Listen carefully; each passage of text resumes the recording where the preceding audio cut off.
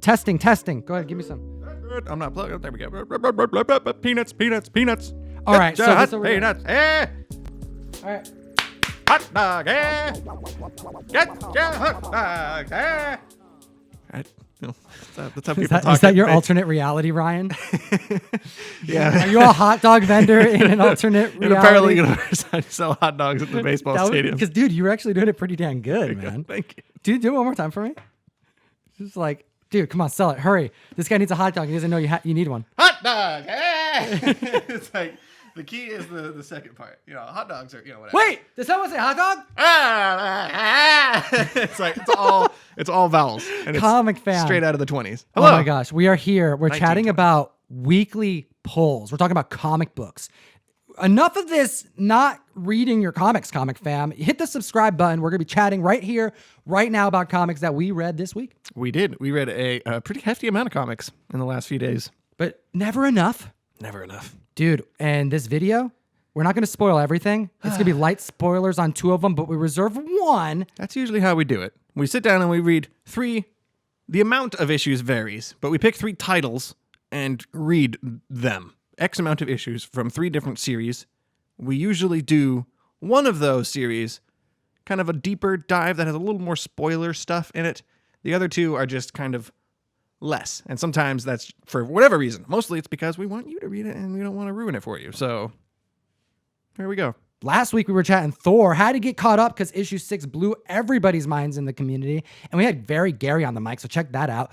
This week, we're going to be chatting about Kieran Gillen, Stephanie Hans, Die. We also got Daredevil, Chip Zdarsky. And then we got Dollhouse Family over from the Hill House imprint that Joe Hill was doing over there. We got the 3Ds today. Yeah. Daredevil, Die, and Dollhouse Family. That's right. Totally not planned out that way, though.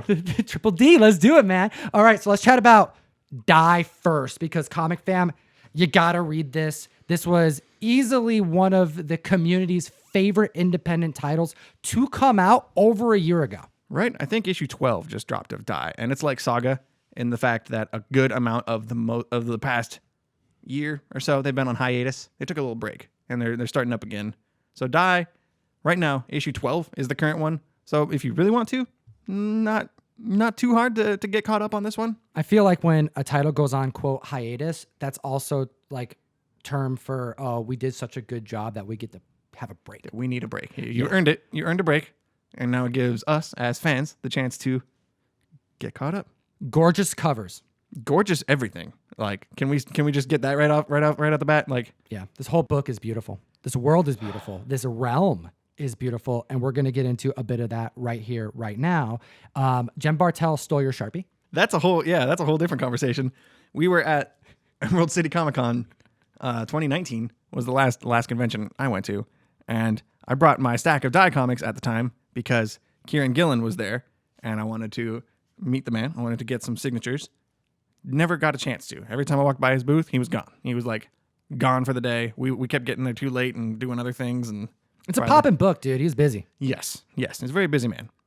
However, Jen Bartel was also there, and since I had all my Die books with me and I couldn't find Kieran Gillen, I got her to sign my my variant of Die issue 3 right down here in a nice red Sharpie, which I provided to her. And as I'm walking away from the table, I'm feeling my pockets, and I'm like, oh my gosh, she's got my Sharpie. I never got my Sharpie back from her.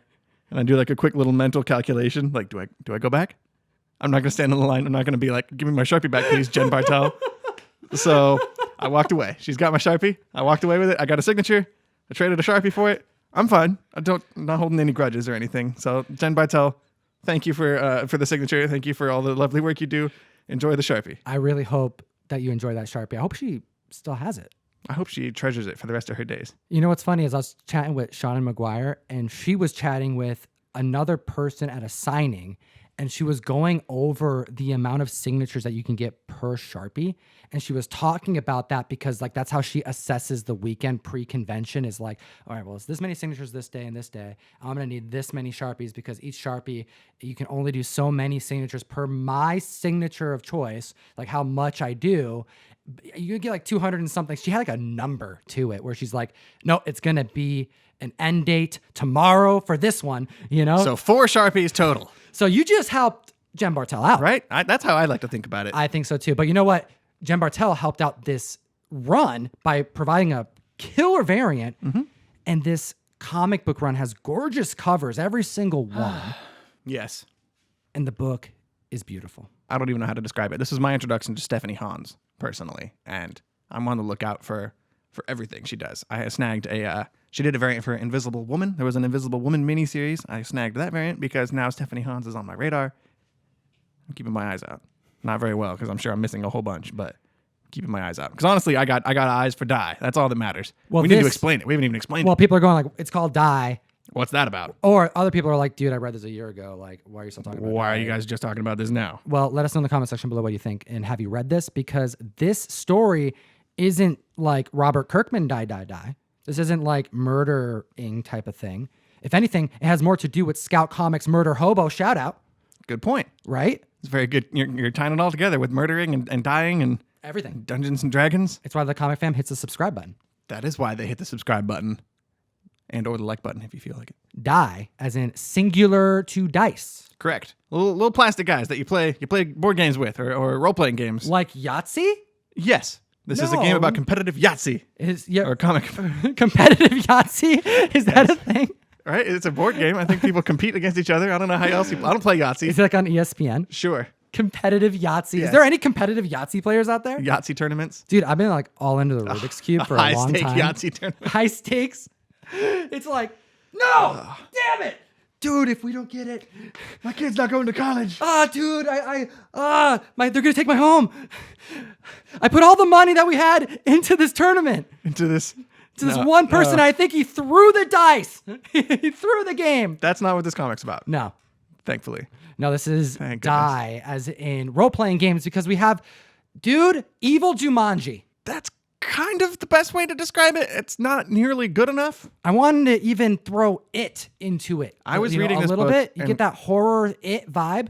You get the vibe from It in the sense that this book is about, let's just get into it. It's a book about a group of teenagers that go to their friend's house for his birthday, and this friend has invented their own role-playing game that they all kind of gather around to play on their birthday.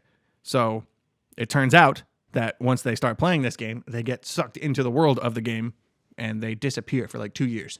But in a matter of pages in issue 1, you do a whole like time jump multiple times to be introduced to so much chaos. So yeah, they're not gone for very long in comic book time. We as readers, we turn the page. Suddenly it's 2 years later.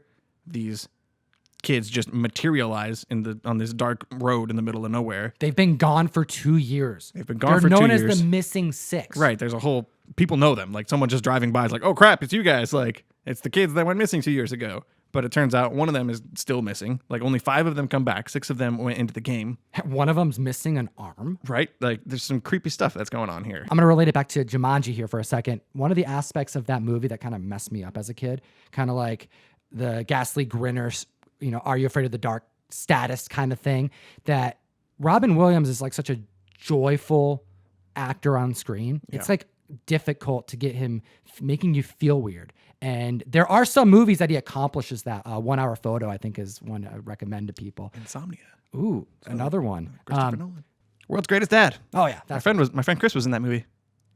Hi, Chris. Yo, when Robin Williams comes back from the Jumanji world, he comes back and he is like low-key crazy. What year is it?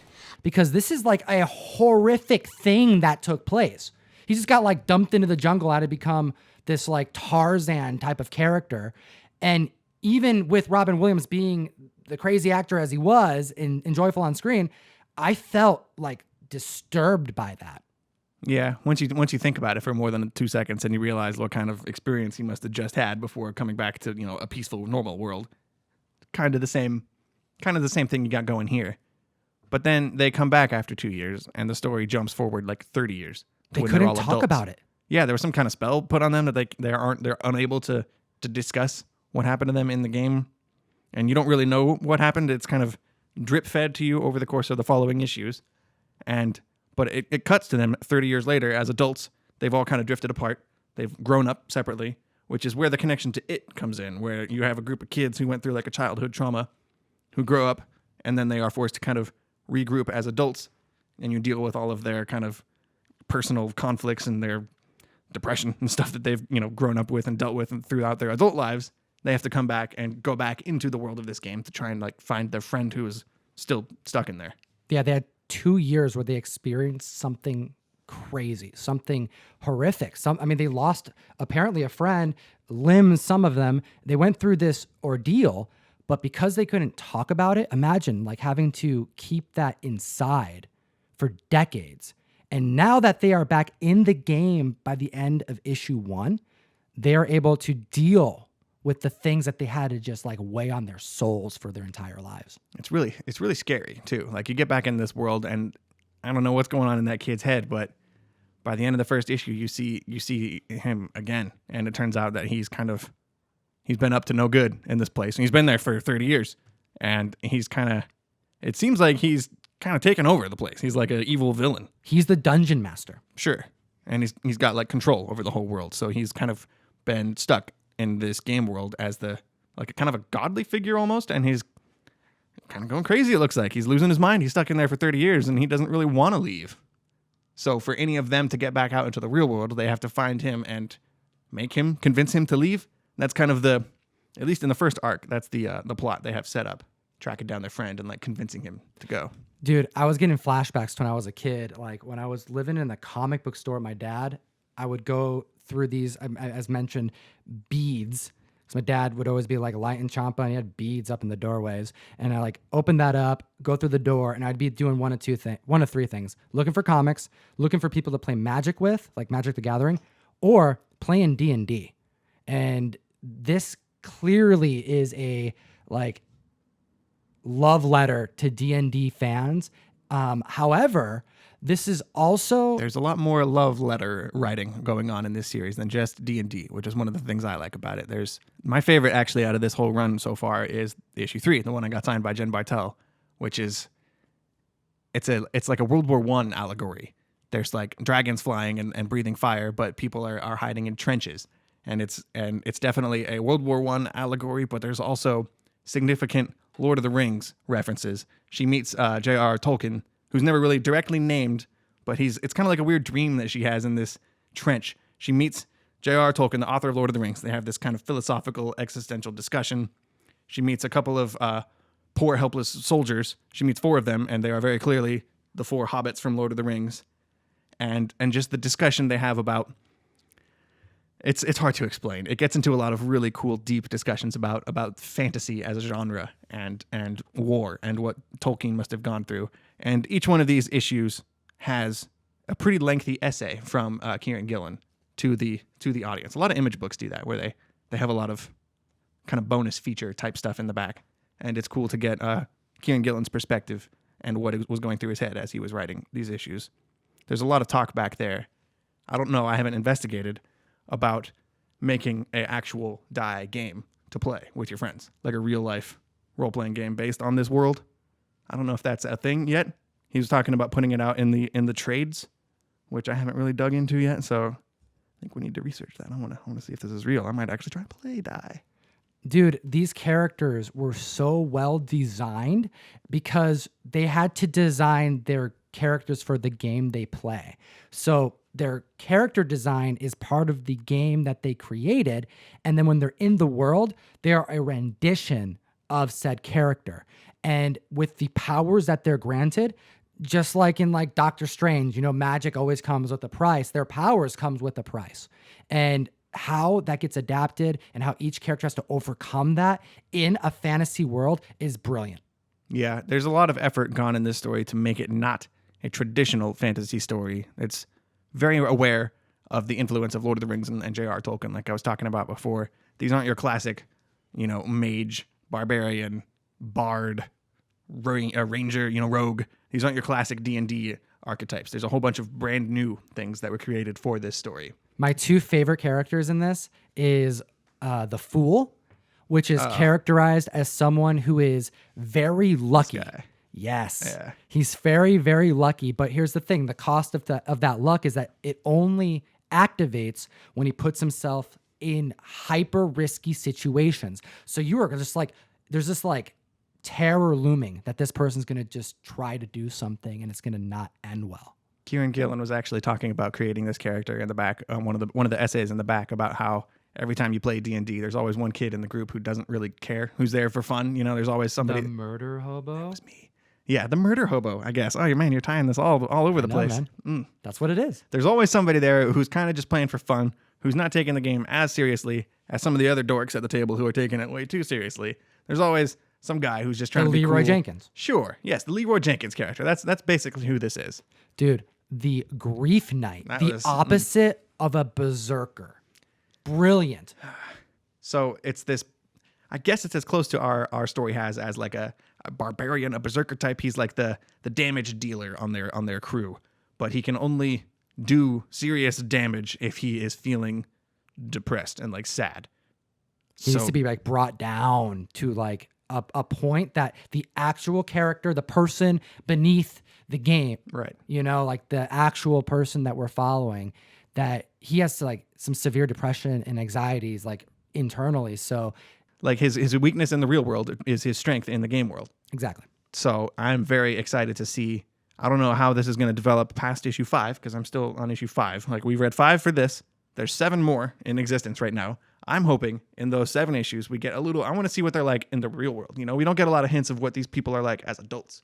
What's he going through? You know, why is he so depressed? What happened during those 2 years? Like I'm as interested in that as There's so much potential for this book to go in a million different directions. dude, it's a Netflix show. Like 100%. This Easy. is an Amazon show. Like This needs to, yes. It absolutely needs to happen. And these characters are in this world. By the end of this series, you find out whether or not their friend that they're trying to bring back can be brought back. Yeah. What does he become? Does he die? Like there's a lot of questions that you're going to have like pose and you'll be thinking about after you finish the series. And going forward, these characters can only leave under one circumstance, and that's if all of them agree to leave and not all of them want to. There's a question about motivations. There's questions like, why should we leave? We're freaking heroes in this game world. You know, the people in the village that were rescued, they've been like worshiping us for 30 years, and now we've returned to like save them from the evil wizard who took over the whole world.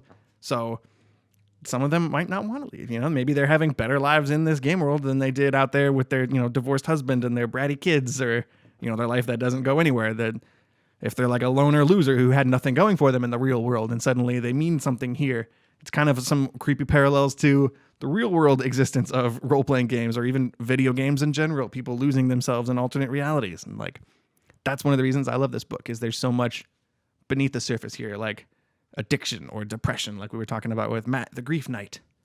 So there's a lot here, and Die is like top tier.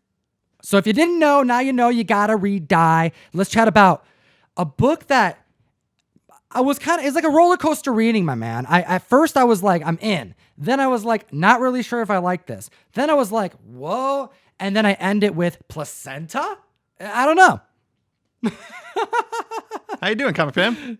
We're here to talk about Dollhouse Family. Do it, man. From DC, the Black Label, Joe Hill had an imprint last year called Hill House. And underneath that imprint, there were a few different horror books. We actually did a video about this right when it was announced. And I was on the record saying Dollhouse Family was the one that was the most appealing to me. We chatted about it on the mic in the bonus show. We made a whole video going over which ones, because it was right after they announced it, so we didn't have anything to go off of. We were just talking about how cool they sounded. Dollhouse Family sounds pretty cool. Like a girl with a haunted dollhouse that like you can go into and the dolls are like talking to her and having a conversation with her. Yeah, and similar to Die, magic has consequences. The Right. dollhouse has the ability to make things happen for you. And this is about this girl growing into full adulthood in a short 6 issues. 6-issue series. That was probably my favorite part about these, the Hill House books, is they're all miniseries. They're all just self-contained. They're all about 6 issues, I think. I think Basketful of Heads got bumped up to 7. I don't know about the other ones. This one's 6. It's nice and short. You can read it all in one go. Creepy covers. Very creepy covers. Like every one of the cover A's has like dolls on it, and it is unsettling. Yes, exactly. I did not get the cover A's. I got all the variants for this, but they're creepy too in their own way. So we were thinking like this was going to be a very horror-driven narrative, and I would say I got a little bit of that, but this is more suspense and supernatural. Yeah, I got all of the Hill House books. I have all of them. I haven't read them all. I've read Dollhouse Family and I've read Basket Full of Heads. I want to go back and read the other ones. It sounds like you don't. It sounds like this turned you off of the whole concept. It was too all over the place, and I don't know. Let's get into it, because this is a story that follows this character from infancy, and she is experienced. No, she not. Her name's Alice. Alice, okay. Who wrote it? M.R. Carey is the author. Okay. Well, let's get into it. M.R. Carey is the author, and they are setting up an entire world here. I didn't get a feeling of this was intended to be a one-shot.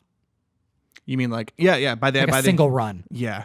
They drop some pretty clear hints by the end of it that there's something in the future, whether or not they actually write a Dollhouse Family 2 or something like that. There's set up here at the end for future stories in this world.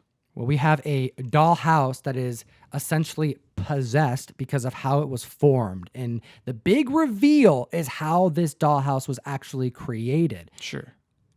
And I'll spoiler warning. Gets into that over the course of the 6 issues, but at least in the first one, it just kind of shows up, right? Yeah. It's like a gift from a long-lost relative or something that they don't really get into. It's this little girl, Alice, and her 2 parents in England in like the late 70s. Correct. And they just get this dollhouse, and with a letter on it, and it's basically addressed to Alice, to the little girl. And meanwhile, the dad's like, I wonder if we can sell this and get some money. Dad's kind of a jerk. Yeah, he's abusive too. Jerk is really putting it lightly. He's beaten the mom. You can probably tell it's going to escalate. And most of the first issue is kind of, it's sad. You see her playing with the dollhouse in her room and playing dolls like a little girl does. And then you see some speech bubbles of what's happening downstairs, and her parents are arguing, and she's just kind of alone in her room playing. And it's not a very happy environment. The dollhouse is there to help her though. And she wants the situation fixed with her parents, not realizing that we would end the first issue with her coming out of the dollhouse to murder her own father. The series progresses post a real murder that she has to now be dealt with. What happened? There's some trippy room inside of the dollhouse that you go into, and there's like a spirit that talks to you. It's like probably like the brain or something of the dollhouse itself. The dollhouse is possessed. It's possessed. It has its own mind. It talks only in this room, I guess. So she shrinks down into the dollhouse. That's a whole thing. There's like a magic spell you have to say, and you go inside it, and you interact with the little dolls that are in there, and you're like a human being inside this world. But inside this house, there's a room where this otherworldly spirit talks to you, and Alice is this little 7 or 8 year old girl, and the spirit in this room is like, hey, your dad's pretty mean, right? Like, maybe something should happen to him. I guess I can make something happen to him if you promise to stay here forever. If you stay here forever, I can affect the real world in one way. So if you want, I can take care of your dad for you before things get worse, and maybe he kills your mom. Maybe some things aren't going to get better. So maybe if your dad gets taken out of the picture before things get to that point, then things won't be so bad for you, but you have to stay in this dollhouse for the rest of time. And so she's like, I don't want that. That doesn't sound that cool. And so she just gets spit back out into the real world, but she decides to solve the problem herself with a hammer. It's pretty dark. It's actually the cover of the variant for issue 2, by the way. It's the cover for it's just her bashing. It's just a bloody dead dad head with a hammer there. Issue. These are cool variants. And no, it's actually gets pretty heated. Like there is some very shocking moments in these pages, and the timelines is something I want to bring attention to. Yes, because you're finding out what's going on with this dollhouse. How is it like? How is there supernatural stuff that goes on? How does the placenta? Back at the placenta again. With the dollhouse, like how does this all combine to give reason to why these spirits are after this particular family? You're going to have to figure this out yourself, comic fan, because I don't even really understand it by the end of it. You kind of have to read it multiple times. There's a lot going on here. You have a surface level story with Alice and her family in the 1970s, but then the other half of the book is this guy in the 1800s walking around in England, going into a cave, meeting this creepy demon lady. There's like a giant. They're There's like a gods. sleeping rock giant there in this cave. It's not my thing, dude. I was just I was wanted like what I was hoping for is like short stories that are horrific. I wanted to be less like hard supernatural. Like this was so supernatural that I just didn't get me there. So with the timelines, I thought it was pretty cool. There's the main stuff happening with Alice in the present day in the 70s, but then why are we cutting back to this guy in the 1800s walking around trying to like make a map of the coastline of England or something? It doesn't appear to be tied in. But then throughout the course of the series, you kind of go back to this guy throughout various flashbacks and the pieces get filled in. But then you're also skipping forward ahead in Alice's life. So you see her at like age 7.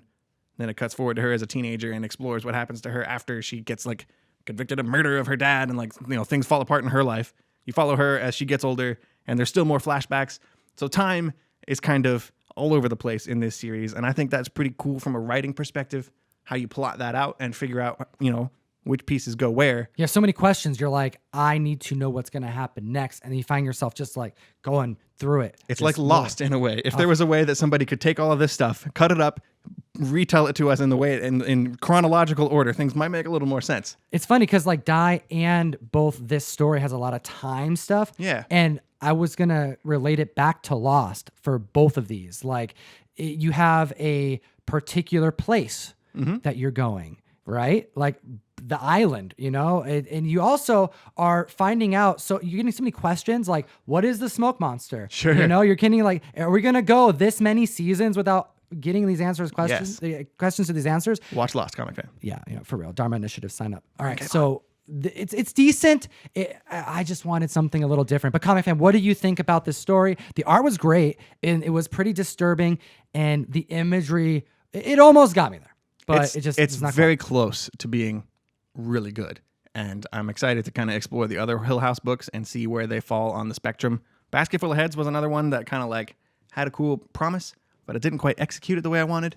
I'd be very interested to see this get adapted, to see how it could kind of feel with maybe like a 10-episode Netflix show to kind of breathe and see, you know, exactly how things piece together.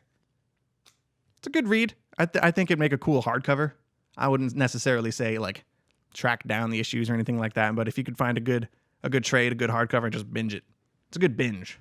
So now I get to the book that I literally could like get a couple pages turned before just like standing up going, oh my gosh, freaking comic books. You know what I'm saying? Like Daredevil, Chip Zdarsky. You've been telling me for over a year that I need to read it. And months and months. But the thing was that it was so good that I knew that I needed to read it with purpose. And I needed to read it, be like, when we can come to the mic and chat about it. And this is exactly the problem here. There's so many awesome titles in this community. There's so many great reads to be read that some just don't get read fast enough. And if you have not been reading Daredevil by Chip Zdarsky, you gotta change that. This right here is one of my favorite reads of all year for a superhero story. And I'm kicking myself for not having started this last year. I'm kicking myself for not getting on it when I did. My first issue here is 3. So I got on it relatively close to the start, but not quite at the beginning. This is a continuation of the Netflix Daredevil with all of the Defenders that we want to see, plus Spider-Man, because we don't have Sony screwing stuff up. Man, you don't even... we're going straight to the Spider-Man stuff already, huh? Dude, when Spider-Man is talking to Daredevil and he's telling him, yo, you are tripping, dude. You gotta like cool it. You're making mistakes and you are on a suicide mission. And I'm here to tell you, you're done. Yeah. Chills, dude. Peter Parker, friendly neighborhood Spider-Man, but doing little backflips and stuff. I'm a spider. No, dude. Serious stuff, man. We're talking about murder, religion, Catholicism, vengeance, politics. It's everything, and it's 7 issues. Yeah, Tom's only read up to issue 7 of Daredevil, but I'm relatively current. I think I'm through issue 20. Right now it's on issue 22, 23, something like that. So we're a bit behind here in this discussion. Yeah, we're talking about 1 through 7 because really it's 1 through 5 and there's a 2-parter, but I felt like we should just keep in my head. in there. Tom sent me a text yesterday and said, hey, I know we were supposed to read Daredevil 1 through 5, but 6 and 7, it's just a 2-parter. So we're going to read that too. Yeah. And in my head, I'm picturing Tom there reading issue 5, closing the book and being like, I got to keep going. What's next? I'm going to keep reading it. It's fun. I'm glad Tom wanted to read a little more. I would like to read a little more past that. I'm going to see what Tom thinks because I think this is just the beginning. We got to fill people in who have not read this run. Cullen Bunn really damaged Daredevil to his core because he got him hit by a car at the end of the last series. So we begin Matt Murdock injured. His senses are like subpar to what they used to be. He is off his game. Right. We don't usually see that a lot in superhero comics. Normally, they're superheroes, right? They're infallible. They're badasses. They're unstoppable. Daredevil is not that. At the beginning of this series, he is definitely off his game, and he gets in a street fight, and one of the guys in the fight ends up dying after their fight. And the question is whether or not is Daredevil responsible for this? Did Matt Murdock slip and accidentally kill a guy in a fist fight, which seems like it could happen a lot in their line of work. But with his radar sense, he's pretty good at hitting people in just the right places to I love that breakdown, dude. Yeah. I love like how much thought goes into every action this person makes. Matt Murdock is so smart, but he's also so righteous, and he has so much conflict, internal conflict happening all the time, whether it's about like just doing the process right through law in the court system and something that he believes in, has devoted his life and studied, Yeah.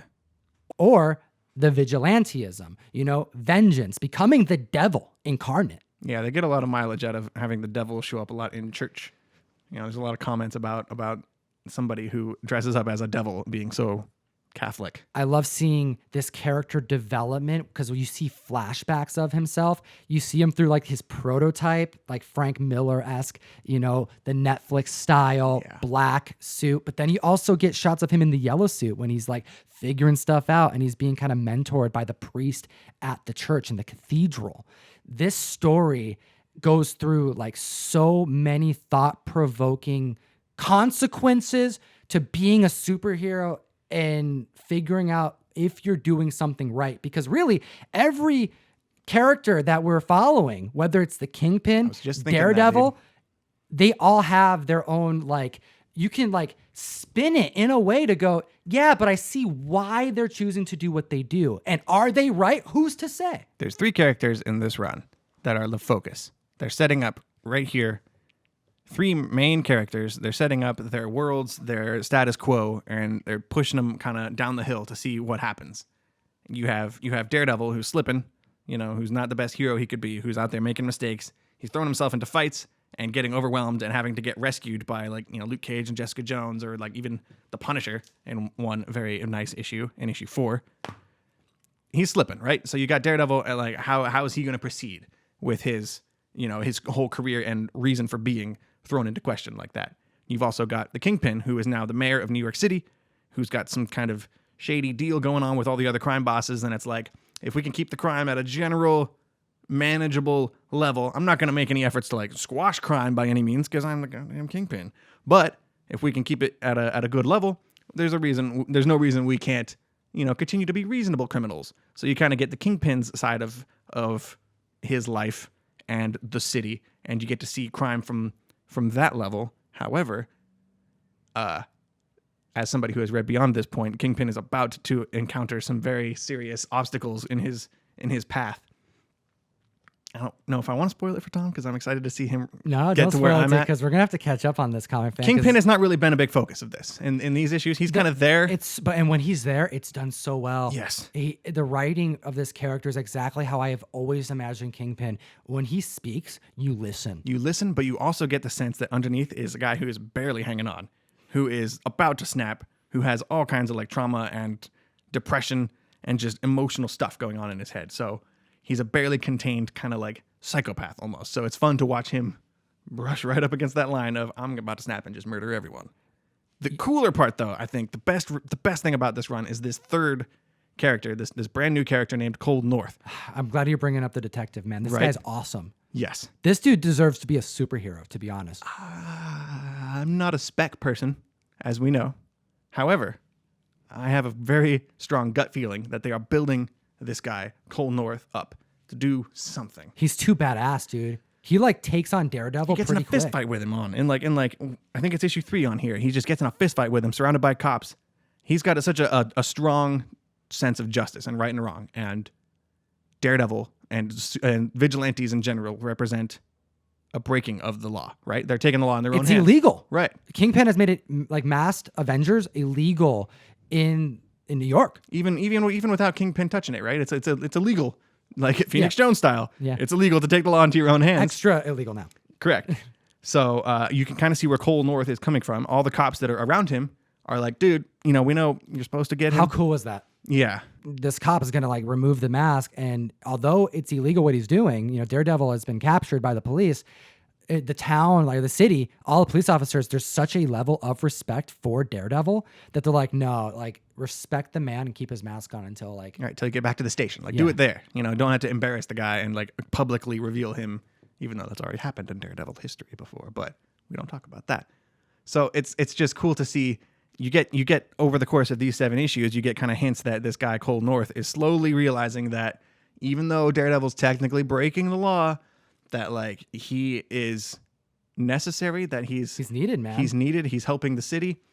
And there's a scene where, he's locking up Daredevil in the back of the cop car, and one of his partners is like, you might feel good that you're doing something right, but you're going to feel gross when certain people start to congratulate you for what you're doing. And soon after that, he gets a phone call from the Kingpin, from the mayor. He's like, "You're doing a real good job, man. We're gonna take care of you. We're gonna get you a freaking statue." Is that and a plaque." hold on? Is that the Kingpin voice? Oh yeah. No, it's gotta be. It's gotta be like Jim Mint, which I can't do anymore. I'm just not gonna do it, Jim. I'm sorry. I'm sure Tom could do a good one. You guys hang out all the time. I can't do it. But this Kingpin, you would think is like, all right, obviously he has to be behind this narrative, right? Because Daredevil has now been, right, we think maybe framed as a murderer. Sure. He's hoping, he's crossing his fingers and his toes. Like this guy is got so much internal turmoil that he doesn't need the added layer of I've killed someone to it. He's already struggling with so much. By the way, the face, man. How his face is drawn is exactly how Daredevil should be drawn. Because when his mask is off, you look at somebody who is pondering every decision that he's making and you believe it. Like you really feel like this guy is struggling, man. That last page spread post that Spider-Man conversation that we talked about with the shadows over coming. His eyes. Did you notice that? That's good. You think that was a mask at first? Because I did. Certainly intentional shading there, but I don't know, man. That whole sequence. I think one of my favorite moments in the whole run so far is actually at the very last page of issue 7, where Daredevil is basically, he's resigned, right? He's not Daredevil anymore. He hands over his mask to Spider-Man, and the last 2 issues of this stuff that we read, 6 and 7, he's living his life. He's happy. He's walking around going to bookstores and like hanging out with Foggy Nelson and doing lawyer stuff and doing his normal job. He's not suiting up. But there's a shot of him on his bed, just listening to the city and hearing all of the crimes. Just calling it in, man. Calling in the you can't take the superhero out of him. Like Right? he's gonna do something, and he can't. He's hearing it, so he's got to do something. Like no matter what, he has a responsibility. And because this series is him questioning whether or not he went too far, did he kill someone? Was it a setup? You think, oh, it's got to be the Kingpin, right? And that right there is probably my favorite moment in this whole thing. Nope, that's not true because we got to talk about the Punisher. But my favorite moment as far as for Kingpin goes is you as the reader, as well as Matt Murdock wishful thinking is like, oh, it has to be Kingpin. He had to have done something, killed the person, and now he's framing me. And Kingpin's response was glorious. We see him talking to his own people, like his own criminal associates. He's in his element, and he's telling them like, I had nothing to do with this. I'm excited to sit here and watch what happens. Yeah, like for once, I don't have anything to do with this. For once, yeah, this is not my design. For once, I get to like sit back and just enjoy the movie. He uses that analogy. Like normally I'm the one writing the script, and now I have nothing to do with this. I get to sit back and enjoy. So I'm going to enjoy. I felt what Matt Murdock felt in that moment hearing that. Like, oh, who is it then? Like if it's not the Kingpin, like it's what's not, happening? If it's not who is it, or was it me? Did I actually kill a guy? Yeah. Oh my gosh, crazy. Okay, so there is a scene where he needs to get help. Matt Murdock is at an all-time low, which is going to push him to wanting to step back from being a superhero, as you just mentioned. And throughout that transition, he gets saved by the Punisher. It's right when he gets in this fight with Cole North, and he's about to get put into the cop car and arrested. Suddenly gunshots break out, and all the cops basically get subdued, and the Punisher comes up and rescues him. Dude, this is one of my favorite single issues of comics that I've read in a long time. That's a good one. Dude, you have a scene of Punisher and Daredevil who are very similar but so different as it pertains to how far they go for taking on the responsibility of vengeance in this state. Right? They both have kind of the same goal, protect innocence and generally speaking do the right thing. It's hard to kind of draw that boundary around Punisher because it's definitely not the right thing the way he does it, but on some grand cosmic level, they have similar goals, if you know what I mean. But the way they get there is totally different. And a lot of the meat of that issue 4 is based around the conversation between Daredevil and Punisher about like methodology and why are you doing the things you're doing? You're a maniac. You're out here shooting people all day, every day, just wantonly killing people. Dude, he's talking to Daredevil, and in the process of like having this back and forth, almost like theological type of conversation, he turns around and shoots a dude.